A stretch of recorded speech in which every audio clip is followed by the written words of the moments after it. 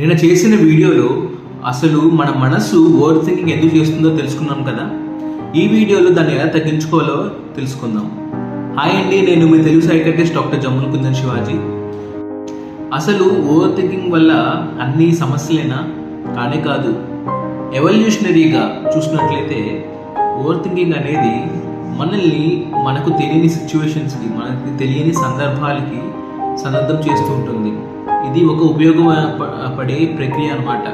కాకపోతే చాలాసార్లు ఈ ఓవర్ థింకింగ్ అనేది ఉపయోగం కన్నా నష్టమే చేస్తుంది మనకి. మరి ఓవర్ థింకింగ్ని ఎలా తగ్గించుకోవాలి?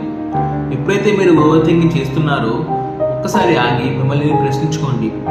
నేనైతే ఆలోచిస్తున్నానో అది నిజమా లేదా నా ఊహనా? ఎప్పుడైతే ఇలా మిమ్మల్ని మీరు ప్రశ్నించుకుంటారో కొంత ఓవర్ థింకింగ్ అనేది తగ్గుతుంది. రెండవది, ఓవర్ థింకింగ్ చేసేటప్పుడు మీ దృష్టిని వేరే పని మీద మరల్చండి. ఉదాహరణకు వాకింగ్ చేయడం కానీ, లేదా వేరే వాళ్ళతో మాట్లాడడం కానీ, లేదా ఇంకో పని కానీ. ఇలా చేయడం వల్ల మీ దృష్టి ఆ పని మీద పడి ఓవర్ థింకింగ్ మీద దృష్టి పెట్టరు. మూడవదిగా, ఎప్పుడైతే మీరు పర్ఫెక్ట్ ఆన్సర్ కోసం ఎదురు చూస్తూ ఉంటారో అది ఎప్పటికీ దొరకదు. పర్ఫెక్ట్ ఆన్సర్ అనేది లేదు అని ఎప్పుడైతే మీరు రియలైజ్ అవుతారో ఓవర్ థింకింగ్ అనేది తగ్గుతుంది. 4, ఏదైనా నిర్ణయం తీసుకోవాలనుకోండి, ఒక కాల పరిమితి నిర్ణయించుకోండి.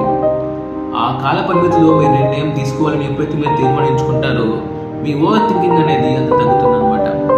అర్థమైంది కదా? ఓవర్ థింకింగ్ వల్ల ఉపయోగాలు ఉన్నాయి, కాకపోతే నష్టాలు ఎన్నో. దాన్ని తగ్గించుకోవడం చాలా అవసరం.